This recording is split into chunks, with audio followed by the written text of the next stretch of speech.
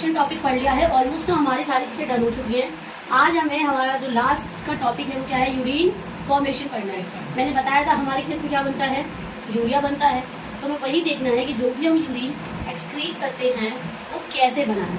मैंने बोला था इनके बनाने के लिए 3 स्टेप्स रहेंगे, मैंने बताई थी आपको ये बात। तो तीनों स्टेप्स क्या क्या थे जरा देखते हैं। अल्ट्रा फिल्ट्रेशन, जिसे आप ग्लोमेरुलर फिल्ट्रेशन भी कह सकते हो।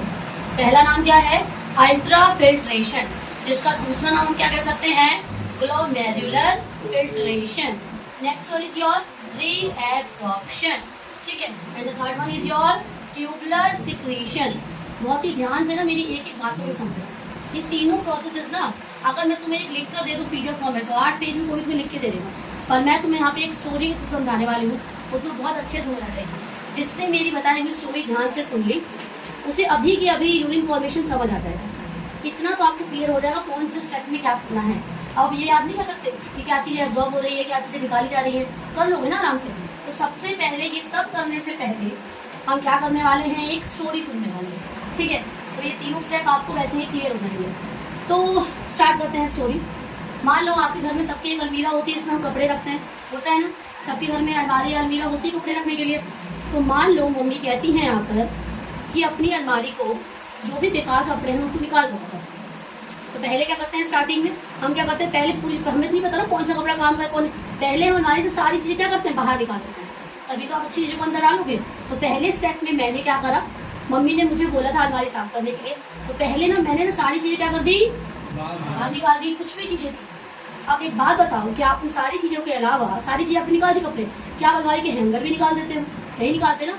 मतलब मैंने कपड़े तो सारे निकाल दिए, बस मैंने क्या छोड़ दिया, जो अलमारी के अंदर पैर था, क्या मैं ड्रॉर भी निकाल दूँगी इसके अंदर का? नहीं ना। तो जो अलमीरा में पहले से चीज़ें थी वो मैंने नहीं निकाली क्योंकि उसका कोई काम ही नहीं था। तो मैंने हैंगर ड्रॉर वगैरह सारी चीज़ें वैसे ही छोड़ दी। मैंने बस क्या बाहर निकाले हैं, सारे कपड़े। तो पहला प्रोसेस क्या था मेरा, अल्ट्रा फिल्ट्रेशन। पहले सारी चीज़ें कहाँ जाएंगी, ब्लड से बाहर आ जाएगी। अब दूसरा सुनो, अब तुम उस कपड़ों में से निकाले हुए कपड़ों से देखोगे, अरे ये काम का है, चलो इसे रख लेते हैं, ये काम का है, चलो इसे रख लेते हैं, इसे रख लेते हैं, ठीक है। अरे यार ये तो मैं तब पहन लूँगा जब मैं कहीं घूमने जाऊँगा, पर वो दिन कभी आता नहीं है। हम नए खरीदे हुए कपड़े पहन लेते हैं और पुराने कभी पहनते हैं नहीं, पहनते ना। और ऐसे करते करते करते हमारी क्या कर जाती है, पूरी भर जाती है। पहले स्टेप में तुमने सारी चीज़ें बाहर निकाल दी, हैंगर वगैरह को छोड़कर।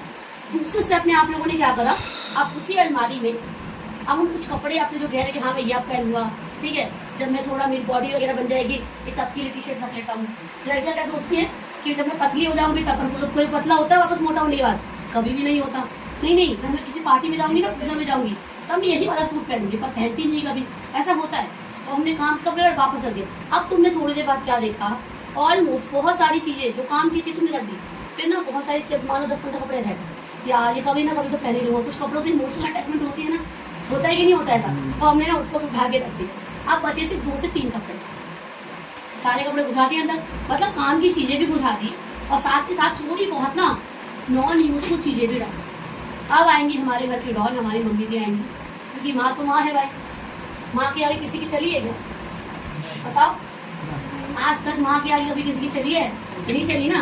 अब मम्मी आएगी, वो तुम्हें एक थप्पड़ लगाएगी और कहेगी अरे तू तो कोई पहनता ही नहीं है, कभी पहनती नहीं है, फिर भी अंदर डाल दिया, इसे निकाल, इसे भी बाहर निकाल। ऐसे करते करते जो हमने अलमारी को 80% भरा था ना, मम्मी ने वापस को 40% पे लिया। ये पहने का नहीं निकाले सर, और तुम बोल भी नहीं सकते, बोल सकते हो नहीं मम्मी मैं इसे पहनूंगा, नहीं बोल सकते ना। तो मतलब क्या हुआ था, पहले स्टेप में तुम्हारी चली, दूसरे स्टेप में भी तुम्हारी चली, पर तीसरे स्टेप में हमारी माता जी की चली, जिसके आगे किसी की नहीं चलती, क्योंकि वो स्त्री है, वो कुछ भी कर सकती है, ठीक है। इधर देखो, तो ये 3 स्टेप जो मैंने आपको बताए हैं ना, वही आपके 3 यूरिन फॉर्मेशन के स्टेप है। क्या किसी को मेरी कहानी समझने में कोई दिक्कत है? नहीं है ना। मम्मी ने बोला अलमारी साफ करनी, तुमने सारी चीज़ें बाहर निकाली। अब तुमने क्या करा, थोड़ा चुना ये डाला वो डाला, तब भी तुमने काम की चीज़ों के साथ साथ थोड़े बहुत बेकार कपड़े भी, क्योंकि हमें ना बच्चों को मम्मी से बेहतर कोई नहीं जा सकता कि तुम ये कपड़े पहनोगे या ऐसे ही धरे के धरे रह जाएंगे वो कपड़े। और मम्मी आई, तुम्हें 2 थप्पड़ लगाए और उसमें से कपड़े क्या कर दिए, निकाल दिए। तो पहला स्टेप क्या था, अल्ट्रा फिल्ट्रेशन। पहले ब्लड, मान लो एफरेंट आर्टियोल से जब आता है गोमेज कैप्सूल के अंदर, तो ब्लड ना अपने अंदर की सारी चीज़ें दे देगा। क्या करेगा, सारी चीज़ें। तो जो मैंने बोला है ना कि तुम्हें जो चीज़ें बाहर निकालनी है उससे, तो समझो ना अभी जो तुमने निकाल रहे हो वो ब्लड एक तरीके से। अलमीरा क्या है तुम्हारे लिए, ब्लड है, ब्लड वेसल्स है, तो तुमने पहले स्टेप में क्या करा था, सारी चीजें बाहर निकाल दी थी। पर मैंने आपको कल एक बात बताई थी, याद करो, ब्लड के अंदर से सारी चीजें बाहर आ जाएंगी एक्सेप्ट दो चीजों के। क्या क्या थी वो? एक तो आपके फॉर्म एलिमेंट से, मतलब WBC, RBC और प्लेटलेट, और दूसरी चीज मेरी प्रोटीन था। कौन सा प्रोटीन? Plasma protein. तो मतलब ब्लड में, जैसे मैंने हैंगर और ड्रॉट बोला था ना, तो हैंगर और ड्रॉट तो बाहर नहीं आया ब्लड में से, लेकिन सारे कपड़े क्या आ गए थे बाहर। तो मतलब पहले स्टेप में बोली थी अल्ट्राफिल्ट्रेशन, ब्लड के अंदर से सारी चीजें बाहर, किस किस को छोड़ के? WBC, RBC और प्लेटलेट, और दूसरी चीज क्या थी मेरी? Plasma protein. बस वही मेरी बाहर गई, लेकिन बाकी सारी चीजें, वाटर बाहर आ गया, ग्लूकोज बाहर आ गया, फिर यूरिक एसिड बाहर आ गया, यूरिया था बाहर आ गया। मैंने बोला था ना यूरिक एसिड भी बनता है हमारे अंदर, लेकिन बहुत ही कम अमाउंट में बनता है, ये बाहर आ गया। विटामिन, मिनरल सब बाहर आ गया, हॉर्मोन्स सब बाहर आ गया। सॉल्ट तुम्हारी बॉडी के अंदर काम के हैं, हॉर्मोन्स काम के हैं, विटामिन मिनरल काम का है, ठीक है, ग्लूकोज काम का है। मैंने एक और चीज आपको बताई थी, ये सारी चीजें बाहर आ गई, पर क्या ये बाहर आनी चाहिए वेस्ट में निकालने के लिए? नहीं ना, इसीलिए मैंने बोला था पहले हमने सारे कपड़े क्या कर दिए, बाहर निकाल दिए। तो पहला स्टेप अल्ट्रा फिल्ट्रेशन या ग्लोमेरुलर फिल्ट्रेशन, क्योंकि करा किसने है? ये ग्लोमेरुलस ने ही तो करा है सारा काम, इसीलिए मैंने इसको नाम क्या दे दिया, ग्लोमेरुलर फिल्ट्रेशन। इतना समझ आ गया, पहला स्टेप क्लियर। अब मैंने दूसरे स्टेप में क्या होता है, रीएब्जॉर्प्शन। क्या नाम है दूसरे स्टेप का? रीएब्जॉर्प्शन। अब तुमने सारे कपड़े तो बेटा बाहर निकाल दिए, अब उसमें से चुनोगे ना, ये अच्छा है वो अच्छा है। तो अब जो काम की चीजें बाहर निकल गई थी, उसे मेरे जो भी तुम्हारा ये नेफ्रॉन है, उसे क्या कर देगा, जैसे मान लो जाता है ना, वापस इसको दे देगा, वो ब्लड को दे देगा। तो उसको सोचो ब्लड से कोई चीज आ रही है, अगर ब्लड कोई चीज दे रहा है तो किसको दे रहा था? नेफ्रॉन को दे रहा था ना। तो यहाँ जो भी चीज ये है ना, ये जो मैंने इधर एरिया का है, इसको तुम नेफ्रॉन समझ लो। क्या समझ लोगे इसको? अभी बात तो सारी चीजें ब्लड से बाहर आ गई, पहला स्टेप डन, ऑल आउट। अब यूजफुल चीजें कहाँ जाएंगी? अंदर, और साथ में थोड़ी बहुत नॉन यूजफुल भी आ जाएगी, ठीक है। अब मेरी बात सुनो ध्यान से, खुद देखो क्या चीज बाहर निकली थी, यहाँ से ब्लड आया, प्रेशर ज्यादा से कम था, तो जब भी हम ज्यादा से कम प्रेशर की तरफ जाते हैं तो चीजें कैपिलरी से क्या करने लग जाती है, बाहर निकलती है। जैसे हमने लिम्फ वाले में पढ़ा था, याद करो, लिम्फ कब बना था? जब मेरे ब्लड के अंदर से पानी, वाटर सॉल्युबल विटामिन, ये सारी चीजें बाहर निकली थी, तो उनको मैंने कलेक्टिवली लिम्फ बोला था, नहीं बोला था? और वो भी कब बाहर निकला था? जब हाई प्रेशर से लो प्रेशर की तरफ जा रहे। तो अभी भी तो हाई प्रेशर से लो प्रेशर की तरफ जा रहे हैं, तो चीजें बाहर निकलेगी कि नहीं निकलेगी? तो यहाँ पे जब चीजें हाई प्रेशर से, एफरेंट आर्टरियोल में प्रेशर कैसा है? ज्यादा, इफरेंट आर्टरियोल में प्रेशर कैसा है? कम। तो चीजें क्या कर गई? बाहर निकल गई सारी चीजें, accept your formed element, that is your WBC, RBC and platelet, and the second one is plasma protein. कितने प्लाज्मा प्रोटीन थे? 3 थे, याद करो नाम, फिब्रिनोजन, एल्ब्यूमिन एंड ग्लोब्यूलिन। इतना क्लियर है? ठीक है। इसके बाद अब मेरी बात सुनो, सारी चीजें बाहर आ गई। अब बताओ वाटर काम का है? वाटर बाहर आना चाहिए था, वाटर अंदर चला जाएगा वापस। ग्लूकोज काम का है, वापस अंदर चला जाएगा ब्लड के। यूरिया वेस्ट है, इसको अंदर वापस नहीं लेंगे। विटामिन और मिनरल्स काम के होते हैं ना हमारी बॉडी के अंदर, तो ये ब्लड के अंदर कहाँ चला जाएगा? वापस चला जाएगा। हार्मोन्स वापस चला जाएगा, सॉल्ट्स वापस चला जाएगा। अब पता है कभी कभी क्या होता है, कभी कभी प्रेशर बीपी बढ़ने की वजह से, दूसरा स्टेप पहले बताओ, क्लियर है तुम? ठीक है, पहले तीसरा स्टेप समझा देती हूँ, फिर बताती हूँ। कभी कभी ब्लड यूरिन के अंदर ना ब्लड भी आ जाता है, थोड़ा बहुत होता है ना, जब किसी को दिक्कत हो रही होती है, तो उस टाइम पे ऐसा क्या होता है मैं वो बताऊंगा। ठीक है, फिलहाल देखो पहला स्टेप क्लियर, दूसरा स्टेप भी क्लियर। अब एक बात बताओ, अब तुम्हारे ब्लड के अंदर काम की चीजें तो गई, थोड़ी बहुत ना बेकार चीजें भी चली। मैंने बोला था ना, काम की चीजें जाएंगी, अब थोड़ी बहुत बेकार चीजें भी चली जाएंगी। तो अब ब्लड के अंदर जो भी आपकी यूजफुल के साथ थोड़ी बहुत नॉन यूजफुल चीजें गई थी, या मान लो ब्लड के अंदर पहले से थोड़ा बहुत कोई वेस्ट रह गया हो, तो उसे भी क्या कर लेते हैं वापस ब्लड से। अब मम्मी आई है ना, तो मम्मी ने देखा तुमने कितना डाला था, तुमने कर लिया। अब मम्मी आएगी तो वो तुम्हारे बेकार कपड़ों को अंदर नहीं रखने देगी। तो मतलब कि अगर ब्लड के अंदर कोई वेस्ट चला भी गया है या पहले से ही मौजूद है, तो उसे क्या कर दिया जाएगा, वापस बाहर निकाला जाएगा, क्योंकि उसको यूरिन के साथ हमें क्या करना है, एक्सक्रीट आउट करना है। क्या आपको तीनों स्टेप उसके कहानी के थ्रू क्लियर? सारी चीजें निकाल दी, मतलब ब्लड से सारी चीजें मैंने नेफ्रॉन को दी थी। नेफ्रॉन में भी कौन से वाले पार्ट को दी थी? ग्लोमेरुलस ने दी थी, किसको दी थी? बोवेन्स कैप्सूल को दी थी। इतना क्लियर? अब देखो इसमें तो जो भी चीजें काम की आई थी बाहर, वो सारी चीजें वापस किसके अंदर जाएंगी, अब ब्लड के अंदर जाएंगी। अब ब्लड के अंदर मान लो कोई वेस्ट चला गया हो, जो ब्लड के अंदर वेस्ट चला है वो है, तो मम्मी जी आई, सारे इसको क्या करा, वापस बाहर निकाल दिया। तो क्या तीनों स्टेप क्लियर है?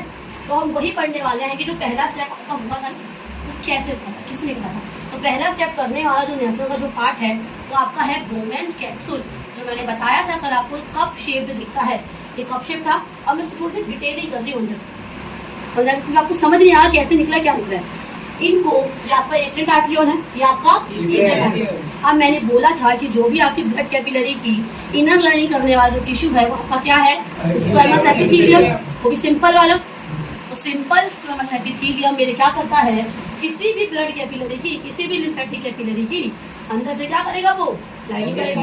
तो इसके अंदर से लाइनिंग कौन सी कैपिलरी ने, कौन से टिश्यू ने की है, स्क्वामस एपिथेलियम। इतना क्लियर। अब एक बात याद रखो, जब भी आपको 9th क्लास में अपने टिश्यू चैप्टर में पढ़ा होगा कि जब भी आपको एपिथेलियम टिश्यू पाया जाएगा उसके नीचे हमेशा एक बेसमेंट मेम्ब्रेन होती है। तो क्या यहाँ बेसमेंट मेम्ब्रेन नहीं होगी? बिल्कुल होगी। तो यहाँ आपका अगर ये वो है तो इसके नीचे क्या पाई जा रही है, ये रेड क्रॉस, यहाँ नहीं हर जगह आप पूछ लो, ठीक है, मुझे बस समझाना था इसलिए थोड़ा सा। मेरा बेसमेंट मेम्ब्रेन इतना क्लियर।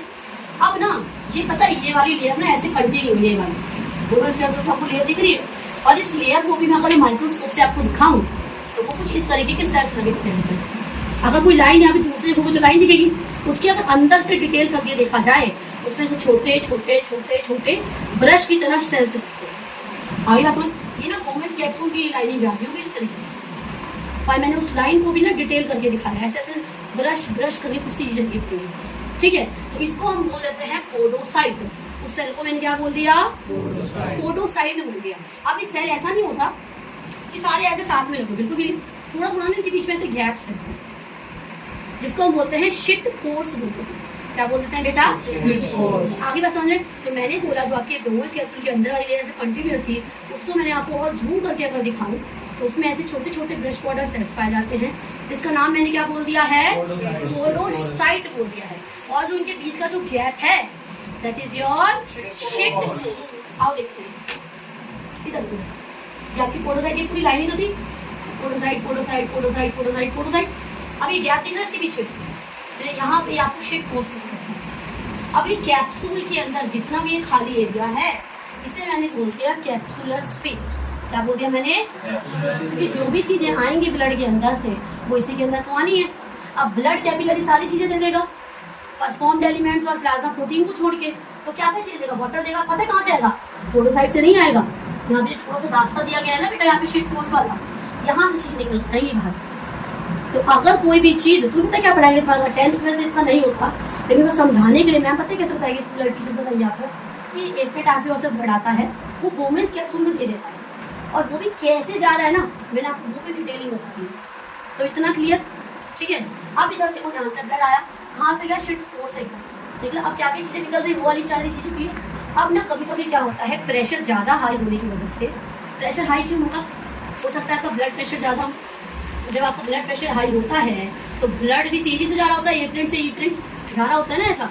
तो जब आपका मान लो ब्लड प्रेशर ज़्यादा होगा तो हो सकता है कैपिलरी रप्चर कर जाए अंदर से, तो थोड़े बहुत टुकड़े नहीं आएंगे अंदर की इंटर लाइनिंग के। तो उसी समय मेरा ये ब्लड की भी ना, ये अब थोड़ा बहुत आ रहा होगा तो बात आ रहा है, लेकिन हर वक्त कंटिन्यूसली तो रप्चर जो कैपिलरी है उसे हील करने का टाइम चाहिए। पर मैंने आपको बोला था आपके बॉडी के अंदर हर एक second, each and every second excretion process होता रहता है। वरना अगर आप एक केला भी खाओगे तो आपकी क्या हो जाएगी, क्योंकि उसके अंदर बहुत सारा सोडियम है, बहुत सारे आयन है, पोटेशियम है, तो उसकी डेथ क्यों नहीं होती, क्योंकि हर वक्त मेरी बॉडी ना फिल्टर करती रहती है। इतना क्लियर है। अब मेरी बात ध्यान से सुनो। तो आया होगा, मैंने क्या बोला था, हमारे ब्लड के अंदर urea, uric acid, cupric acid, इन सब के अलावा कोई भी चीज़ें नहीं आनी चाहिए। अगर ग्लूकोज आ गया तो उस कंडीशन को हम क्या बोलते हैं, हमें ग्लाइकोसूरिया हो गया है। क्या हो गया है बेटा, ग्लूकोज ब्लड के अंदर होना चाहिए, एज अ वेस्ट कभी यूरिन में बाहर नहीं आना चाहिए। अगर ग्लूकोज बाहर आ गया तो उस कंडीशन को हम क्या बोलते हैं, ग्लाइकोसूरिया। मैंने बोला था फॉर्म्ड एलिमेंट बाहर नहीं आने चाहिए। अगर आरबीसी आ गई, रेड ब्लड सेल्स आ गया, तो बोलते हैं हीमेट्यूरिया। क्या बोल देते हैं, HAEM, ही मतलब ब्लड होता है, हीमेट्यूरिया हो गया है। अगर WBC आ गए तो बोलते हैं पायूरिया हो गया है। क्या हो गया है, डॉक्टर आपके यूरिन जो छोटी सी जांच लेता है यूरिन की, होता है उसमें छोटे से ना यूरिन करके लिया, तो क्या टेस्ट करता है, यही सब टेस्ट करता है। उसमें किसी का भी लेवल अगर ज्यादा मिल गया, इसका मतलब, क्योंकि यूरिन में सारी चीजें को डिटेल आ जाती है, कभी कोई रिपोर्ट उठा के ना पढ़ के देखो। फर्स्ट सेल्स 1 से 2 नॉर्मल है, जैसे उससे ज्यादा हो गए इसका मतलब आपको क्या हो गया है, फर्स्ट सेल्स ज्यादा आ गए। फर्स्ट सेल्स का दूसरा नाम क्या है? WBC। फर्स्ट सेल्स का मतलब कुछ नहीं है, डेड WBC है। फर्स्ट सेल्स को क्या बोल देते हैं हम? तो मतलब आपको क्या हो गया है, मतलब होना, लेकिन उस पर पेशेंट को क्या हो गया है? पायूरिया हो गया है। क्या हो गया बेटा? ग्लूकोज आ गया तो ग्लाइकोसूरिया हो गया। कितना क्लियर है? मतलब ये ना कुछ डिजीजेस के नाम है जो अगर आपकी यूरिन में इनके अलावा अगर यूरिया, यूरिक एसिड, हिप्यूरिक एसिड या कुछ भी चीजें आ जाती हैं तो हम बोल देते हैं patient is suffering from this disease. If the patient have WBC in his or her urine, then the patient is suffering from pyuria। अगर तुम्हारे उसमें मतलब पेशेंट के उसमें RBC आ जाए तो हीमेट्यूरिया हो गया है, ग्लूकोज आ जाए तो ग्लाइकोसूरिया आ गया है। अगर DNA और RNA भी आ जा रहा है किसी सेल के अंदर का तो मतलब क्या हो गया है? न्यूक्लियोसाइड से रिलेटेड चीजें हो गई। वो तो बात की रूप में पढ़ना नहीं है, ठीक है, लेकिन मैं बता रही हूँ बस कोई भी चीजें ना ऐसा मतलब पानी ज्यादा पानी भी आना ठीक नहीं है कि यूरिया का लेवल कम है और पानी का लेवल ज्यादा है, वो भी कंडीशन ठीक नहीं है, ठीक है। इतनी बातें क्लियर है? क्लियर है ना इतनी सारी बातें? अच्छी तो मैंने बता दिया। तो अगर ब्लड आएगा तो बोलते हैं हीमेट्यूरिया, WBC मतलब डेड WBC या फर्स्ट सेल्स आ जाएगा तो सब क्या बोल देंगे? पायूरिया। ग्लूकोज आता तो क्या बोल देते हैं? ग्लाइकोसूरिया, ठीक है। अब ये सारा देखो, हमारी जो किडनी है, अगर जो भी आपका नेफ्रॉन है तो 1 मिनट में कितना फिल्ट्रेट बनाता है? जितना भी मतलब फिल्ट्रेट मतलब क्या होता है? ग्लोमेरुलर फिल्ट्रेशन रेट है, मतलब 1 दिन के अंदर मतलब या 1 मिनट के अंदर कितना फिल्टर हो जा रहा है, मतलब कितना as a waste urine collect हो जाता है, ऐसा समझ सकते हो। तो 1 मिनट के अंदर बात किया तो 125 ml होता है, और अगर मैं पूरे डे की बात करूं तो कितना होता है? 180 लीटर पर डे। इसीलिए कभी कभी ना 24 आवर्स यूरिन टेस्ट भी होता है कि आपके अंदर उतना यूरिन बन पा रहा है कि नहीं बन पा रहा है, ये देखने के लिए कि हमारी किडनी सही वर्क कर पा रही है कि नहीं कर पा रही है। तो नेफ्रॉन की फंक्शन को टेस्ट करने के लिए हम क्या टेस्ट करा लेते हैं? 24 आवर्स यूरिन टेस्ट कर लेते हैं। क्या कराते हैं? मतलब आपको 24 घंटे का ना अपना यूरिन कलेक्ट करना पड़ता है, बड़ी बोतल में जैसे भी अपना कर लो, उसके बाद हमको देकर आते हैं। डॉक्टर तो भले वो लेता वो थोड़े वाले टेस्ट के लिए है, पर इससे ना हमें अमाउंट पता लग जाता है कि 1 दिन के अंदर आप कितना यूरिन क्या कर रहे हो, मतलब एक्सट्रीट कर पा रहे हो। कभी कभी ऐसा होता है कि हम कलेक्ट करना भूल जाते हैं, तो वो डॉक्टर आपसे पूछ लेता है पहले, जो भी आपका लैब वाला टेक्नीशियन है वो आपसे पूछ लेगा कि कभी कोई मतलब कोई किसी टाइम कलेक्ट करना तो नहीं भूल गए थे, तो जितना मतलब एक बार हम कितना करते थे उससे कुछ ml 10 ml 15 ml 20 ml इतना, तो उसमें वो ऐड कर देते हैं, क्योंकि ये डाटा बहुत है तो सही से फिल्टर नहीं कर पा रहा, किडनी में कोई ना कोई क्या आ रही है, दिक्कत आ रही है। फिर उसके बाद और भी टेस्ट कराए जाते हैं, ठीक है, इतना क्लियर है। तो बस एक चीज़ रह गई है इसमें। अब मैंने क्या बताया, ये आपका क्या है? स्पर्मेटोफिलिया वाली जो लेयर है, जैसे एंडोथेलियम और वो भी बोल देंगे कैपिलरी, इसको मिला के पोडोसाइट और ये बेसमेंट मेम्ब्रेन को मिला के फिर क्या करा के फिल्ट्रेशन मेम्ब्रेन। दीदी क्यों फिल्ट्रेशन मेम्ब्रेन? क्योंकि ब्लड को जो फिल्टर कर रही है, भले वो काम की चीज़ों को ही बाहर निकाल दे रही है और फिल्टर तो हो रहा है ना। तो जो भी 3 मेम्ब्रेन रोल प्ले करती है फिल्टर करने में, तो कौन कौन सी आपकी? स्क्वामस एपिथेलियम, दूसरी क्या है आपकी बेसमेंट मेम्ब्रेन, तीसरा क्या है आपका पोडोसाइट। तो ये तीनों मिला क्या बना देती है मेरी फिल्ट्रेशन मेम्ब्रेन। इसके बाद हम क्या पढ़ने वाले हैं? सारी चीजें निकाली तो वो तो क्लियर हो गई, चीजें निकाली। अब क्या क्या चीजें एब्जॉर्ब करेगी, क्या क्या चीजें ट्यूबुलर सिक्रीशन के थ्रू वापस मतलब जो भी ब्लड के अंदर से जो वेस्ट है जो बाहर निकल जाएगा। तो हमने ये देख लिया कि तीनों स्टेप क्या कहते हैं, मैंने आपको स्टोरी के थ्रू समझा दिया। अब हम देखते हैं कि तीनों स्टेप में डिटेलिंग पढ़ने वाला कि अल्ट्रा फिल्ट्रेशन के अंदर वैसे आपको क्लियर है। वैसे अल्ट्रा फिल्ट्रेशन जो आपको मेन पढ़ने वाला याद करने वाला जो कंटेंट है भी ना, तो क्या है आपका ये ट्यूबुलर रीएब्जॉर्प्शन है। फिर भी एक बार अल्ट्रा फिल्ट्रेशन को देख लेते हैं। मैंने बोला था जब हमारा एफ्रेंट आर्टरियोल से इफ्रेंट आर्टरियोल में ब्लड जा रहा था तो हमारा प्रेशर कैसा था? हाई से लो।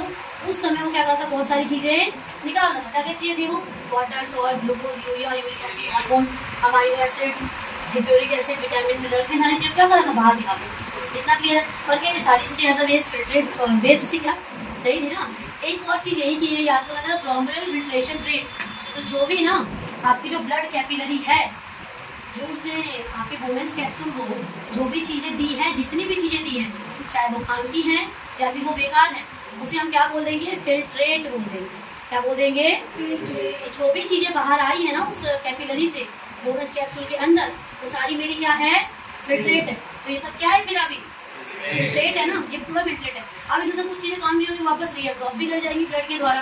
देखो इस वाले स्टेप में याद है ना सबको स्टोरी मम्मी वाली। चलो फिलहाल देखते हैं। तो ये जो तुम्हारा अल्ट्रा फिल्ट्रेशन है, ये एक अनबायस्ड प्रोसेस है। कैसा प्रोसेस है बेटा? फर्स्ट लाइन मैंने लिखे हैं अनबायस्ड प्रोसेस। क्या किसी को पता है what do you mean by unbiased process? Unbiased word का मतलब क्या है? बोलो। अनबायस्ड का मतलब होता है कोई चीज मतलब बिना किसी सीक्वेंस में नहीं चल रही। ये नहीं कि सिर्फ काम की चीजें बाहर आ रही है, मतलब काम की चीजें भी बाहर आ रही हैं और बिना काम की चीजें भी क्या कर रही है, बाहर आ जा रही है। तो ऐसे काम को हम क्या बोल देते हैं? अनबायस्ड। कहते हैं बंदा तो बड़ा बायस्ड है, मतलब अपने काम को जो कहता है ना वो करके दिखाता है। और कुछ लोग ऐसे भी होते हैं, बोलते हैं मैं ये कर लूंगा, जैसे तुम बोलते दीदी मैं याद करके आ जाऊंगा, और याद करके नहीं आते हो तो तुम कैसे हो? अनबायस्ड होगा ना तुम, अपनी बात पे टिके नहीं। तो ऐसे ही ये भी है, काम की चीजों के साथ साथ क्या कर दे रहा है, बेकार चीजों को भी बाहर निकाल दे रहा है। तो एक ऐसा प्रोसेस है, एक अनबायस्ड प्रोसेस है। क्यों? और ये एक ऐसा प्रोसेस है जिसमें फिल्ट्रेशन कैसी होती है? अंडर हाई प्रेशर होती है। आपको याद रखना पड़ेगा कहाँ प्रेशर लो है और कहाँ प्रेशर ज्यादा है। प्रेशर हाई से लो गया था तभी तो ये लोग होता ना, फिल्ट्रेट निकालता उसमें से। अब ये रिमूव कर देता है काम की चीजों को भी और बेकार चीजों को भी। कहाँ से?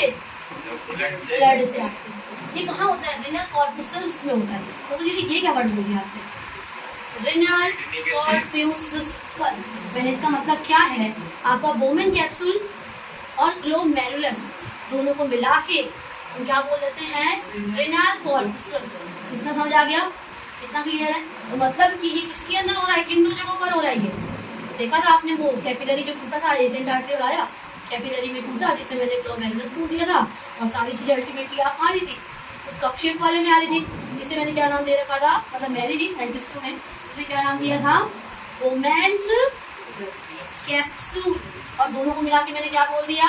रेनल कॉर्पस्कल्स बोल दिया। इतना क्लियर है? तो अगर कोई तुमसे पूछे या आपसे पूछे कि अल्ट्रा फिल्ट्रेशन कौन से नेफ्रॉन के फंक्शन में हो रही है, तो किस जगह पे हो रही है? रेनल कॉर्पस्कल्स में, जिसके अंदर दो चीजें आती हैं। क्या क्या आती है आपकी? First one is your glomerulus and the second one is your cup shaped capsule. ठीक है? अगर देखो मैंने आपको जीएफआर बताया था मैंने शॉर्ट में लिखा था वो पीछे वाली स्लाइड में, जीएफआर ग्लोमेरुलर फिल्ट्रेशन रेट। इसके फुल फॉर्म क्या है? Glomerular filtration rate. मतलब जो आपकी कैपिलरीज है उसने कितनी चीजें बाहर निकाली हैं पर मिनट के अंदर, उसे हम क्या बोल देते हैं? Glomerular filtration rate. The amount of filtrate क्या था? सारी चीजें बाहर आई थी। The amount of filtrate produce, कितना बना है या निकला है, by the kidney in every minute, उसे हम क्या बोल देते हैं? GFR। इसकी डेफिनेशन आप में आती है, वैल्यू भी आती है, तो इसे याद कर लेना। ठीक है? इसीलिए मैंने इसको लिख भी दिया। अब मैंने क्या आपको बताया था कि सारी चीजें बाहर आ जाएंगी एक्सेप्ट आपके formed elements which is your, बताओ क्या क्या है वो आपकी? RBC, WBC and your platelets. Is that clear? ठीक है? देखो प्लाज्मा प्रोटीन तीन थे, कौन कौन से तीन होते हैं? Fibrinogen, albumin and the third one is your ग्लोब्यूलिन्स। ठीक है? अब इधर देखो, फर्स्ट मेरे ख्याल से आपको जो पहला स्टेप था, जब मम्मी ने आपको अलमारी साफ करने के लिए बोला था, अलमीरा क्लियर करने के लिए बोला था, तो आपने सारे कपड़े क्या कर दिए थे? बाहर निकाल दिए थे। वो सारी चीजें ये हैं वो आपके कपड़े। आपको खरीद वजह से water, salt, glucose, urea, uric acid, uric acid, amino acids, vitamins and minerals. ठीक है? अब हैंगर वगैरह को तो बाहर नहीं निकालते, इसका मतलब WBC, RBC, फिब्रिनोजन, एल्ब्यूमिन, ग्लोब्यूलिन्स को हमने बाहर नहीं निकाला था। इसका एक रीजन भी है, क्यों? क्योंकि वो मैक्रो मॉलिक्यूल है। क्या है ये सारे? और माइक्रो वाले सारे बाहर आ जाते हैं। ग्लूकोज भी मैक्रो है और वो उनसे ज्यादा नहीं है। ठीक है? उनको निकालने के लिए हमें थ्रेशोल्ड ना, थ्रेशोल्ड जो कैपेसिटी है, थ्रेशोल्ड है किसी भी चीज को निकालने के लिए जो प्रेशर लगता है उसे हम थ्रेशोल्ड प्रेशर बोलते हैं। क्या बोल देते हैं? RBC को बाहर निकालने के लिए बहुत ज़्यादा प्रेशर लगता है। इसीलिए अगर RBC ब्लड के अंदर, यूरिन के अंदर अगर ब्लड आ रहा है, इट मीन्स कोई सीरियस भी इशू हो सकता है। आपको जल्द से जल्द किडनी के डॉक्टर को दिखाना चाहिए। ठीक है? किडनी के डॉक्टर क्या बोलते हैं, कोई बताएगा? नेफ्रोज है ना, नेफ्रोलॉजिस्ट, पैथोलॉजिस्ट लगा दो। स्किन वालों को जैसे डर्मा बोलते हैं ना, डर्मोलॉजिस्ट, पैथोलॉजिस्ट लगाना है आपको भाई साहब। ठीक है? बहुत सारे लॉजिस्ट हैं। चलो फिलहाल इधर देखते हैं। फर्स्ट आपको क्लियर हो गया। अब दूसरे वाली बात है, क्या है? Tubular reabsorption. मैंने पीछे वाले उसमें सिर्फ रीअब्जॉर्प्शन लिखा था और मैंने ट्यूबुलर गति तो पढ़ी नहीं है वैसे भी, क्योंकि खुद देखो ट्यूब भी तो करेगा, ट्यूब से ही तो रीअब्जॉर्प्शन हो रही है। सारी चीजें कहाँ पे आई थी? नेफ्रॉन के अंदर। वो ट्यूब थोड़ी ना नेफ्रॉन, लेकिन बोमेन्स कैप्सूल के बाद वो ट्यूब जैसा स्टार्ट नहीं हो जाता। है तो ट्यूब ही, है तो एक कैविटी ही, समझे। तो इसको मैंने क्या बोल दिया, सेकंड स्टेप को रीएब्जॉर्प्शन बोल दो, या पूरा नाम उसे क्या बोल सकते हो आप, ट्यूबुलर रीएब्जॉर्प्शन। इसका भी एक और नाम बताया आपको, याद करो, अल्ट्राफिल्ट्रेशन का मैंने लिखा नहीं था, बस मैंने बोला था, याद करो। ग्लोमेरुलर फिल्ट्रेशन, तो इसका भी रीएब्जॉर्प्शन बोलो या रीएब्जॉर्प्शन बोलो, ठीक है। अब सुनो, इसमें क्या हो रहा था, अब reabsorption of useful substances back into the blood, मतलब नेफ्रॉन से सारी चीजें कहाँ चली जाएगी बेटा, काम की चीजें जाएंगी ना। तो जो भी इसमें जैसे सॉल्ट काम के हैं, ग्लूकोज काम के हैं, यूरिया काम के हैं, ये भी हार्मोन है, ये सारी चीजें कहाँ चली जाएगी वापस ब्लड के अंदर। ब्लड अपने को करते वापस निकाल दिए, पता लगेगा अरे इसको पहनना है, इसको वापस जरा चुन चुन के काम की चीजें कहाँ जाएंगी, अब अंदर। ये ना बहुत सारे पार्ट में होता है नेफ्रॉन। कल मैंने आपको सारे पार्ट बता दिए थे नेफ्रॉन के, glomerulus, glomerulus capsule, TCT, the handles loop, DCT, and the last one is your collecting duct, which is CT। मैंने शॉर्ट फॉर्म लिखी है, तो कोई बच्चा कंफ्यूज मत होना। TCT या आपकी proximal convoluted tubule, TCT, CT मतलब कलेक्टिंग, LOH मतलब क्या है, मैंने शॉर्टकट लिया, इतना स्पेस नहीं था ना इसलिए मैंने सब लिखा नहीं, ठीक है। तो ये आपके नेफ्रॉन की अलग अलग बहुत सारे पार्ट्स के अंदर होती है। किसके अंदर होती है बेटा, ये PCT, ठीक है, TCT, CT और ल्यूकोफेसिन, इन चारों पार्ट के अंदर मतलब वो अलग होती है, जो सारे पार्ट है ना इन सबके अंदर आपके रीएब्जॉर्प्शन कुछ ना कुछ। अब ऐसा नहीं कि सारी चीजें PCT के अंदर ही लगी, कुछ चीजें यहाँ होंगी, ऐसा नहीं। मान लो सोडियम, ठीक है, तो सोडियम PCT के अंदर हो सकती है, 70% होती है, बाकी जो बचा कुछ 30% रहता है वो जाके किसी और पार्ट में होगी। तो आप ऐसा बिल्कुल नहीं कह सकते कि अगर वाटर की एब्जॉर्प्शन किसी पार्ट में पूरी हो जाएगी, बिल्कुल भी नहीं। हर पार्ट में थोड़ी थोड़ी होती है, किसी में 60 हो सकती है, तो आगे जाके 20 हो जाएगी, फिर बचा हुआ 20% कहीं और हो जाएगी। और इन्हीं से इतना काम की चीजें जानी है, कैसे जाएंगी, किस सीक्वेंस में जाएंगी, वो मैं अभी आपको इसको बताने के बाद बताऊंगी। इतना क्लियर है, ठीक है। अब देखो यहाँ से PCT और LOH loop of Henle obligatory काम करते हैं। मैंने क्या बोला, PCT और LOH it means proximal convoluted tubule, और आपका लूप ऑफ हेनले ऑब्लिगेटरी है, और आपका जो PCT है और जो आपका CT है दैट इज योर फैकल्टेटिव। मैंने आपको इससे पहले स्टार्टिंग में मतलब शायद दूसरी बार वाले में मैंने आपको बताया था इन वर्ड्स का मतलब याद करो। मतलब जो PCT और लूप ऑफ हेनले है ना, ये बिना किसी प्रेशर के हर वक्त ये काम करते ही करते हैं। जैसे मान लो आपकी ड्यूटी, आपको स्कूल जाना ही जाना है, आप जाते हो ना स्कूल, क्या आप स्कूल ज़्यादा दिन तक मिस कर सकते हैं, नहीं कर सकते, लॉस होगा ना आपका। तो इसी तरीके से इनको काम कर रहे हैं, इनको रीएब्जॉर्प्शन करनी ही करनी पड़ेगी। there will be no other choice, or there is no other choice for the PCT और लूप ऑफ हेनले कि वो for some minute अपना काम करना छोड़ दें। छोड़ना है मतलब कोई दिक्कत आ रही, मतलब ये एब्जॉर्प्शन रीएब्जॉर्प्शन वापस ब्लड के अंदर चीजें डालेंगे ही डालेंगे।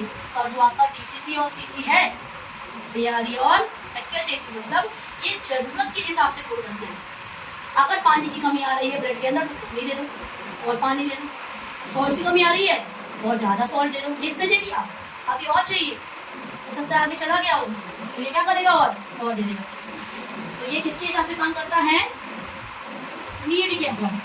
और ये ऑलवेज इसे क्या करना पड़ेगा, हमेशा काम करना पड़ेगा। तो आपको इतनी बातें मेरी समझ आ गई, ठीक है। किसकी करता है, कब करेगा, कितने % करेगा, ये सारी चीज़ें मैं आपको बताऊंगी, ठीक है। अब PCT के पास जो अपना स्टार्टिंग वाला पार्ट था वो के बाद वो सबसे ज़्यादा रीएब्जॉर्प्शन कराता है, मतलब ये सॉल्ट्स की, वाटर की, अमाइनो एसिड्स की, ग्लूकोज की, सबकी कराएगा, थोड़ी ना थोड़ी बहुत सबकी कराएगा। और किसी किसी की तो पूरी भी करा सकता है। अब बताऊंगी किसकी, सोडियम की ना पूरी 100% करा देता है। जो भी सोडियम होगा ना उसको 100% एब्जॉर्प्शन यही की यही हो जाती है, मतलब यही से पूरा का पूरा 100% सोडियम जितना भी ब्लड से बाहर आया था वापस ब्लड के अंदर चला जाता है। क्योंकि ना ये एक तो ज़्यादातर चीज़ों की करा रहा है और सबकी थोड़ी बहुत ज़्यादा कर रहा है, इसीलिए हम ये कह देते हैं सारे पार्ट में से मैक्सिमम रीएब्जॉर्प्शन अगर कोई कराता है तो आपका कौन सा वाला पार्ट है, PCT की फुल फॉर्म। और ये हमेशा आता है PCT में हमने क्या बताया मैंने अभी आपको, ये मैक्सिमम रीएब्जॉर्प्शन कराता है। किसकी कराएगा, मतलब ये ना सोडियम की भी, ग्लूकोज की भी, अमाइनो एसिड सबकी ना थोड़ी बहुत करा देता है। किसी किसी की 100% भी वापस ब्लड के अंदर डाल देता है। कैसे डालता है, कितना डालता है, तो मैं आपको अभी बता दूँगी। फिलहाल ये देखो, अब इसमें क्या था, नेफ्रॉन से वापस चीज़ें ब्लड में जा रही थी, इतनी बाकी चीजें क्लियर हुई अच्छे से। ये वापस हमारे ब्लड के अंदर चीजें वापस आ रही है अलग अलग पार्ट में। पीसीटी लिपोफाइलिक, पीसीटी कलेक्टिंग डक्ट, ये दोनों ऑब्लिगेटरी है और ये वाले आपके फैकल्टेटिव है। पीसीटी में सबसे ज्यादा रीएब्जॉर्प्शन होती है, ठीक है। नेफ्रॉन से वापस कहाँ जा रहा है? ब्लड के अंदर। ये वाला पार्ट और ये वाला पार्ट आई थिंक सब क्लियर हो गया ना। अब इसके आगे वाला हमने यूरिन फॉर्मेशन का पहला स्टेप कर लिया था। हम दूसरे स्टेप थे, दूसरे स्टेप का नाम क्या था? Tubular reabsorption. क्या नाम था? Tubular reabsorption. थोड़ी इंट्रो पार्ट बता दिया था। जितनी डिटेलिंग मैंने लिखी है ना, आपको इतना लिखने की नीड नहीं है। कितने परसेंट होता है, क्या होता है, बस क्लैरिटी के लिए मैंने परसेंट लिख रखा है। एक लाइन में आपको नोट्स में जो भेजूंगी, जो लाइन लिखूँ आपको वही लिखना है। क्या क्या चीज़ें निकालता है उसको एक लाइन में समराइज करना है। आप इसको डिफ्रेंशिएट करके नहीं करोगे। और सीबीएसई बोर्ड वाले बच्चों को ये चीज़ें आनी चाहिए, डिफ्रेंशिएट करके ही आनी चाहिए, ठीक है। अब इधर सुनो, मैंने बोला था कि पीसीटी में आपकी मैक्सिमम रीएब्जॉर्प्शन हो रही थी ना। तो पीसीटी में मैक्सिमम रीएब्जॉर्प्शन हो रही थी किस किस की? देखो, क्योंकि यहाँ पे देखो मैक्सिमम आप सारे पार्ट को ना एक बार तो आगे कलेक्ट करके पीसीटी, डिसेंडिंग ग्लूकोज मिल लिया, असेंडिंग डीसीटी, और आपको करेक्ट सबसे ज्यादा चीजें कर कौन रहा है? पीसीटी करा रहे हैं। इसीलिए हमने बोल दिया था कि पीसीटी आपका मैक्सिमम रीएब्जॉर्प्शन करा रहा है, ठीक है। अब ग्लूकोज क्यों कितनी? 100%। मतलब जितना भी ग्लूकोज ब्लड से बाहर आया था तो सारा का सारा वापस ब्लड में चला जाए। ग्लूकोज और अमाइनो एसिड्स 100% वापस कहाँ चले जाते हैं? ब्लड के अंदर। अगर मान लो आपका 1% भी नहीं जा रहा और यूरिया के साथ, यूरिन के साथ बाहर आ रहा है, इसका मतलब कोई ना कोई कंडीशन हो गई, जिसका बोलते हम ग्लाइकोसूरिया बोल रहे थे। मैंने बोला था ना, अमाइनो एसिड से बाहर नहीं आना चाहिए, उसके लिए भी कोई ना कोई कंडीशन थी। तो ये चीज़ें पूरी की पूरी 100 की 100% वही के वही पीसीटी में कहाँ चली जाएगी? वापस ब्लड के अंदर चली जाएगी। कैसा दिख रहा था आपका नेफ्रोडायग्राम बनाओ? ऐसे ही था। यहाँ से आपका पीसीटी, डीसीटी, यहाँ पे क्या स्टार्ट कर रहा था? कलेक्टिंग। तो ये वाला पार्ट आपका क्या है? पीसीटी है ना। ये पूरा इतना सा हिस्सा क्या है? पीसीटी है। तो अब आपका जो पीसीटी आप 70% देखो, सोडियम की, कैल्शियम की, पोटेशियम की और फॉस्फेट की। Sodium, potassium, calcium and phosphate, इनको वो 70% रीएब्जॉर्ब कराएगा। मतलब जितना भी ये ब्लड से बाहर आया था उसका 70% वापस कहाँ डाल देगा? ये ब्लड के अंदर डाल देगा। अब यूरिया, अभी कहोगे यूरिया तो वेस्ट था। अब यूरिया की भी क्योंकि यूरिया भी ना एक लिमिटेड अमाउंट में ही निकलना चाहिए। अब मैंने बोला था यूरिया भी नहीं ज़्यादा निकल जा रहा है, बोला था ना यूरिया भी, तो यूरिया की भी 50% रीएब्जॉर्प्शन यही पीसीटी करा देता है। जितना ब्लड से बाहर यूरिया 50% आया था, कि एक लिमिट के हिसाब से चीज़ें निकाली जाती हैं। अगर आपके यूरिन के अंदर यूरिया का अमाउंट ज़्यादा आ रहा है वो भी ठीक नहीं है। और ये यूरिया तो वेस्ट निकलने दो, और सारा यूरिया नहीं निकलने दे सकते ना कहीं ये यूरिया किसी और चीज़ में ना रोल प्ले कर रहा होता है। वो आप 11th क्लास में पढ़ोगे। आपका इंग्लिश में कितना परसेंट निकल हो रहा था? 40%। इतना क्लियर है। तो यहाँ पे मैक्सिमम रीएब्जॉर्प्शन तो सब मोस्टली चीज़ों की हो जा रही है, और कुछ ना कुछ परसेंट मैंने भी लिखा है, कुछ 1% भी हो रही होती है, और डिटेलिंग उतने परसेंट भी हो रही होती है। तो उतने पे हमें जाना नहीं है, ठीक है। अगला देखो, डिसेंडिंग लूप ऑफ एनले पूरा, तो जो नीचे यहाँ से आ रहा है ये दोनों लूप ऑफ एनले हैं, और जो यहाँ से आता है आपका डिसेंडिंग लूप ऑफ एनले। क्या है आपका? ये क्या कर रहा है? ये सिर्फ और सिर्फ मेनली वाटर की रीएब्जॉर्प्शन कराता है। किसकी कराता है? वाटर की आता है। और एक और बताऊँ, जो आपका डिसेंडिंग और असेंडिंग में से ना, अगर हम परमिबिलिटी की बात करें तो जो आपका डिसेंडिंग वाला है ये सिर्फ और सिर्फ वाटर की एब्जॉर्प्शन के लिए परमिएबल रहेगा। मतलब ये सिर्फ और सिर्फ वाटर को बाहर जाने देता है। अगर इसके अंदर स्मॉल बात सारी चीजें चली गई, अगर इसमें एक बार ग्लूकोज आ गया तो ये ग्लूकोज को बाहर नहीं निकलने देगा। सिर्फ किसको निकलने देगा? ये बाहर वाटर। बात समझ आई? मान लो इसमें से तुम्हें सोडियम चला जाना चाहिए था सारा, और सोडियम मान लो 70% ठीक है, मान लो 50% गया है, 70% जाना चाहिए था ना, नहीं गया, तो इसको उससे मतलब नहीं है, सिर्फ पानी को ही बाहर जाने देगा। अगर आपको कोई भी चीज़ इसके अंदर है तो उसको बाहर नहीं वापस ब्लड के अंदर जाने देगा। जैसे वो किसके लिए परमिएबल है? वाटर के लिए। और वहीं आपका ascending loop of Henle water के लिए इम्परमिएबल होता है। किसके लिए इम्परमिएबल होता है? और इलेक्ट्रोलाइट्स के लिए, मतलब आयंस के लिए, सोडियम आयन, पोटेशियम आयन। देखो वाटर के लिए ये परमिएबल है और इलेक्ट्रोलाइट्स के लिए ये परमिएबल है। तो अगर ये इलेक्ट्रोलाइट के लिए परमिएबल है असेंडिंग वाला, तो ये इलेक्ट्रोलाइट के लिए क्या हो जाएगा? इम्परमिएबल हो जाएगा। उल्टा कर दो ना, डिसेंडिंग वाला आपका वाटर के लिए परमिएबल है, असेंडिंग वाला क्या हो जाएगा? वाटर के लिए इम्परमिएबल। अब आपका जो असेंडिंग वाला है वो आपका इलेक्ट्रोलाइट के लिए परमिएबल है, तो डिसेंडिंग वाला उसके लिए क्या हो जाएगा, इम्परमिएबल। बेटा इसीलिए कह रही हूँ हर सेक्शन जो काम हो गया, अगर मान लो डिसेंडिंग से तुमको सोडियम बाहर निकल जाए तो क्या वो निकलने देगा सोडियम को बाहर, नहीं ना। सोडियम क्या है उसके लिए, आयन है, क्या वो इलेक्ट्रोलाइट को बाहर जाने देगा उसमें से ब्लड के अंदर, नहीं ना, क्योंकि वो उसके लिए इम्परमिएबल है ना। उसे किसके लिए परमिएबल है, वाटर के लिए, तो वाटर को जाने देगा, इतना याद रखना। ये किसके लिए परमिएबल होता है, वाटर के लिए। और इम्परमिएबल किसके लिए है, ये इलेक्ट्रोलाइट। इसी में इसका ना उल्टा कर देना। अब इधर देखो, इसमें तो कोई दिखा रहा है वाटर की हो रही है, नहीं दिखाना, क्योंकि वाटर के लिए क्या होता है, ये आयन सारे जाते हैं, सोडियम चला जाएगा, पोटेशियम, कैल्शियम, मैग्नीशियम, ये मैंने ऑन एवरेज बोल रखा है परसेंटेज, वैसे इतना ही जाता है। कुछ कुछ चीज़ें 1% भी जा रही है, और इतनी छोटी अमाउंट में 10% बताई नहीं जाती। 11th में भी नहीं पढ़ेगा, आगे जाकर फर्दर अगर कोई जूलॉजी वगैरह में MSc करता है तो मैं भी कुछ आपको उसमें पढ़ेगा, ठीक है। इधर देखो आप, अब DCT का है इतना क्लियर है। ये क्या कर रहा था, सोडियम की 25%, 70% यहाँ पे हो जा रही थी, 25 यहाँ पे हो जाएगी। पोटेशियम देखो यहाँ पे 70% होगा, यहाँ 20% होगा। कैल्शियम यहाँ पे कितना 28% होता है, और मैग्नीशियम ऊपर कितना होगा 30%, यहाँ पे कितना परसेंट हो गया 60%। DCT में देखो अभी फैकल्टेटिव का याद है ना आपको, मतलब जरूरत के हिसाब से करेगा। अगर मान लो जरूरत है आपकी जो भी फिट आया है उसमें से आप डॉक्टर की CC बढ़ानी है, पानी की बढ़ानी है, बढ़ा देगा। यूरिया ज़्यादा निकल रहा है यूरिन के साथ, तो यूरिया इतना नहीं निकलना चाहिए, अब कौन ऐड करेगा, DCT ऐड करेगा। देखो 50% का आपको DCT कर दे रहा था, बाकी 50% क्या था, वेस्ट निकलना चाहिए था। और अगर कभी कभी ये 50% तो नहीं कर पाता, मान लो 30% ही कर रहा है, फिर भी 20% क्या है हमारे पास ज़्यादा है, तो बचे में 20% को कौन ऐड करेगा करने के लिए, DCT कर देगा, या फिर कलेक्टिंग करेंगे, पर मेनली DCT करना, ठीक है। वाटर इसकी वेरिएबल है जरूरत के हिसाब से, और सोडियम की करता है, ये भी जरूरत के हिसाब से करेगा। कैल्शियम और मैग्नीशियम की करता ही करता है, 8% करेगा, और इसकी 5% कर देगा। कलेक्टिंग डॉट की देखो, वाटर और यूरिया की वेरिएबल जरूरत के हिसाब से करेगा, लेकिन सोडियम कितने परसेंट कर देता है, 3% या उससे कम परसेंट भी कर देता है, तो बड़ी बात है, ठीक है। मेरे ख्याल से ये आपको हर एक सेक्शन में क्लियर हो गया कौन कितने परसेंट करा रहा है और कैसे करा रहा है। ये वाली बात याद रखना, असेंडिंग और डिसेंडिंग के बीच में जो मैंने आपको एक मेजर डिफरेंस बताया है वो आपको याद रखना पड़ेगा। मैंने क्या बोला है कि असेंडिंग वाला आपका सिर्फ और सिर्फ इलेक्ट्रोलाइट के लिए परमिएबल है, और डिसेंडिंग वाला वही इलेक्ट्रोलाइट के लिए ये परमिएबल है। डिसेंडिंग वाला आपके लिए वाटर के लिए परमिएबल है, वही आपका असेंडिंग वाला परमिएबल है। ये वाली बात याद रखोगे ना, MCQs आते हैं इसीलिए कह रही हूँ। वो कहेगा सोडियम को ना रीएब्सॉर्ब कराना है, ऑप्शन दे देगा none of the above, ascending group of ended, descending group of ended, या फिर थिक और थिक करके सेगमेंट दे देगा। तो आपको पता है ना कौन सा वाला करेगा, वाटर के लिए परमिएबल, सोडियम के लिए बात हो रही है, तो डिसेंडिंग वाला तो करेगा नहीं, कौन करेगा, असेंडिंग वाला। तो आपको उसी ऑप्शन में क्या करना पड़ेगा, टिक करना पड़ेगा। ये CBSE और ICSE बोर्ड पे ऐसे क्वेश्चन आते हैं, फेवरेट क्वेश्चन है उनके ऐसे, ठीक है, इतना क्लियर।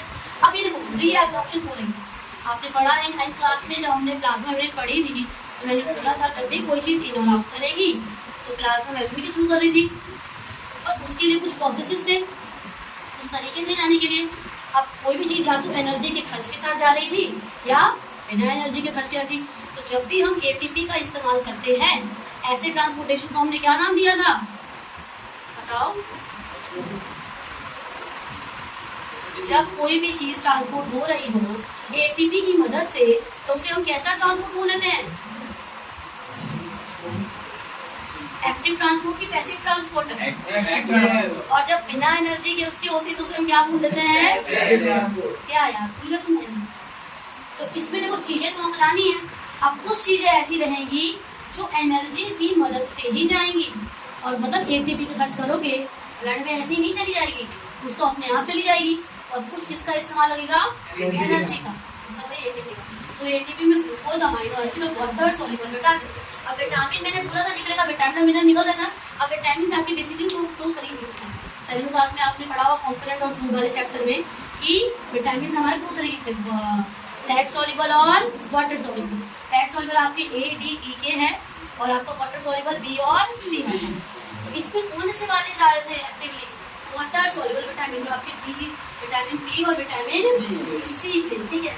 अब एक और चीज़ देखो, यहाँ पे जो सोडियम है और जो आपका फैट सॉल्युबल विटामिन जो A, D, E के है, ये ना जरूरत के हिसाब से ही जो है एनर्जी खर्च करके जा रहा है। अगर बॉडी को सोडियम की जरूरत पड़ेगी, डीसीटी वाले पोर्शन की बात कर रहा है ये डायरेक्टली, मैंने क्या लिखा है अकॉर्डिंग टू नीड, पीसीटी तो करेगा नहीं, कौन करेगा अकॉर्डिंग टू के हिसाब से, डीसीटी या सीटी कर रहा होगा। तो यहाँ पे छोटी चीजें जा रही थी ये सोडियम और ये तभी रीएब्जॉर्ब होंगी जब आपकी बॉडी को उसकी क्या है जरूरत ज्यादा है, तो ज्यादा भी करा सकता है और कम होगी तो कम भी कराएगा। अब पैसिवली में क्लोराइड आयंस और सोडियम आयंस ये सारे आप कैसे पैसिवली बिना एनर्जी के यूज किए अंदर बाहर कर लेते हैं। अब एक बात सुनिए, यूरिया, यूरिक एसिड, पिटरीन इनकी रीएब्जॉर्प्शन नहीं होगी, मतलब अगर ये ब्लड से एज अ फिल्ट्रेट यूरिया बाहर आ गया है, यूरिक एसिड बाहर आ गया है या आपका क्रिएटिनिन बाहर आ गया है, तो बेटा इसको वापस रीएब्जॉर्ब नहीं कराना है। क्योंकि यहाँ मैंने लिखा है, मैंने बोला था ये क्या नहीं करना चाहिए थे एज अ वेस्ट, अगर ये ब्लड के मतलब उसमें यूरिन के अंदर आ रहा है तो ठीक है, अगर वापस ब्लड के अंदर चला गया इसका झाग तो ये चीज़ नहीं होना चाहिए।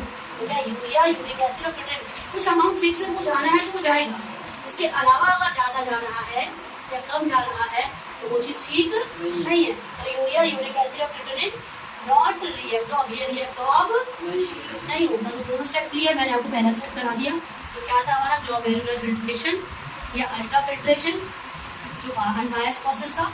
दूसरा स्टेप क्या है हमारा ट्यूबुलर रीएब्जॉर्प्शन, जिसमें चीज़ें रीएब्जॉर्ब हो रही थी अलग अलग पार्ट्स में हो रही थी। इसमें क्या था सिर्फ और सिर्फ अब जो भी ब्लड के अंदर से जो काम की चीज़ें आ गई थी वो वापस किसको दी जा रही थी ब्लड को। अब ये सारे पार्ट में क्या क्या होगा उतना क्लियर। थर्ड स्टेप में क्या है ट्यूबुलर सिक्रीशन, ट्यूब में चीजें सिक्रीट करी जाएंगी, समझो ना, ट्यूब से चीजें रीएब्जॉर्ब करी जा रही थी। अब ब्लड के अंदर मान लो कोई वेस्ट रह गया हो, क्योंकि चीजें तो जा रही है ना, मान लो ब्लड के अंदर चीजें जा रही हैं, कुछ चीजें मैंने बोला था हम जो केला खाते हैं उसमें पोटेशियम ज़्यादा होता है, मेरी बॉडी के लिए ना ज़्यादा पोटेशियम अच्छा नहीं है, ठीक है, सोडियम भी नहीं है वैसे, पोटेशियम ज़्यादा ड्रिंक जैसा होता है। तो यहाँ पे ट्यूब में ना चीज़ें वापस सिक्रीट करी जाएंगी। देखो पहले ब्लड से निकाला वापस ब्लड में डाला, अब ब्लड से एज अ वेस्ट चीज़ें बाहर निकालोगे कि नहीं निकालोगे, तो कुछ चीज़ें ऐसे भी होती हैं जो ब्लड के अंदर अभी एज अ वेस्ट है। अब मम्मी किसी के आगे चलती नहीं चलती ना, तो मम्मी आएगी वो कपड़े बाहर निकालेगी। तो ट्यूबुलर सिक्रीशन का ट्यूब से मतलब नेफ्रॉन के ट्यूब से मम्मी चीज़ें आएंगे, ट्यूब में सिक्रीट करा जा रहा है।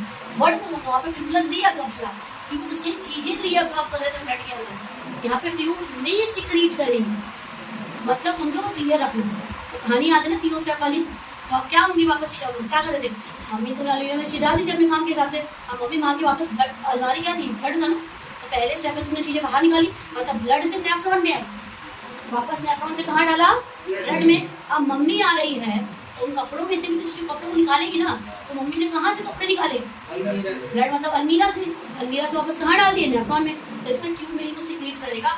तो वेस्ट का रिमूवल हो जाएगा ब्लड में से, कहाँ पे नेफ्रॉन के ट्यूबुलर वाले पार्ट में, ठीक है। क्या क्या सोडियम और पोटेशियम और हाइड्रोजन आयन किसका होगा बेटा, अगर ब्लड के अंदर पोटेशियम आयन है या हाइड्रोजन के आयन पूरा है, अगर आयन रह गए हैं या अमोनियम है, अमोनियम का आयन नहीं सिर्फ अमोनियम, अगर इन तीनों में से कोई भी चीज़ें हैं तो उसे वापस कहाँ डाल देंगे ट्यूब के अंदर एज अ वेस्ट बाहर निकालने के लिए। और ये सब क्यों करते हैं हम, to maintain equilibrium of the body, क्या मेंटेन करने के लिए, अब अपने इक्विलिब्रियम के हर चीज़ को ना एक देखो ये हमारा ह्यूमन नेचर कह लो या हमारा यूनिवर्सल लॉ कह लो, हर चीज़ ना अपने आप को स्टेबल रहना चाहिए, सीधी बात है। तुम्हें ज़्यादा पढ़ाई का लोड भी नहीं कर सकते, कम लोड भी नहीं कर सकते, मतलब मीडियम होनी चाहिए हर चीज़। तो हर चीज़ जब मीडियम स्टेबिलिटी होती है क्योंकि आपकी बॉडी नहीं मांगेगी, तो ब्लड के अंदर कोई वेस्ट ज़्यादा भी होना चाहिए, ऐसा नहीं कि कम भी है, मतलब बॉडी का जो एक लेवल है ना वो मेंटेन रहना चाहिए। तो सही हम क्या बोल देते हैं इक्विलिब्रियम क्या है मेंटेन है। तो ये जो भी ये प्रोसेसेस कर रही है ये फिल्ट्रेशन वाली, ये क्यों कर रही है मेरी बॉडी, ताकि अपना इक्विलिब्रियम मेंटेन कर रहे, ब्लड के अंदर की जो कंपोजिशन है वो मेंटेन रहे। हो सकता है पोटेशियम ज़्यादा होने की वजह से, हो सकता है क्या होता ही है आपको बीमारियाँ हो सकती है। अमोनियम तो वेस्ट है ना, अमोनिया वेस्ट था ना, अमोनियम वही तो है, ये बस आयन में कन्वर्ट हो चुका है। ये NH अमोनियम का बताना जरा मुझे को, NH4+ है कि NH3+? NH4+। अमोनियम बोला बेटा मैंने, ठीक है। तो ये बाहर निकाला जाए, क्यों, ताकि इक्विलिब्रियम क्या हो जाए मेंटेन हो जाए। अब तीनों खाने का फटाफट सुनो, ब्लड से चीज़ें बाहर गई, मम्मी ने बोला अलमीरा, अलमीरा को आप क्या मान लोगे ब्लड मान लोगे, ब्लड से सारी चीज़ें बाहर आ गई, क्या क्या चीज़ें बाहर आई थी glucose, amino acids, urea, uric acid, water, salts, सारी चीजें कहाँ गई थी बेटा? बाहर आ गई थी। मतलब ब्लड से नेफ्रॉन के अंदर, ये मेरा ब्लड है, ये मेरा नेफ्रॉन है। अब फिर से चीजें अंदर आई, काम की चीजें कहाँ चली गई? अंदर, ब्लड के पास आ गई। अब मम्मी आएंगी, जो भी वेस्ट था मार कर सारी अलमीरा से, मतलब ब्लड से वापस क्या कर देंगी? बाहर। और वो कौन सी 3 चीजें बाहर आ रही थी? पोटेशियम आयन, हाइड्रोजन आयन और अमोनिया। क्यों? ताकि ब्लड का क्या बॉडी का क्या मेंटेन रहे? टीसीटी और डीसीटी समय क्या हुआ था? रीएब्जॉर्प्शन हो रहा था। अच्छा, अगर आपको कलेक्टेड डाटा लिखना हो तो क्या लिखूँ मैं? अगर बिना देखे उसको बताऊँ ना, तो मेरे जो ट्यूबुलर रीएब्जॉर्प्शन में ना ग्लूकोज का, अमीनो एसिड्स का और सोडियम का, पोटेशियम, तो हाँ पोटेशियम भी कह सकते हो, और कैल्शियम, मैग्नीशियम, इन्हीं सब का तो रीएब्जॉर्प्शन हुआ था ना। और आपको अलग अलग वैसे भी नहीं लिखना है, आपको मेनली क्या लिखना होगा? Reabsorption of water, glucose, amino acids, calcium, magnesium इन, जो भी जहाँ से जहाँ हो रहा है, from the tubular part, from the various part of the nephron, that is your PCT, DCT, CT and LOH to the blood.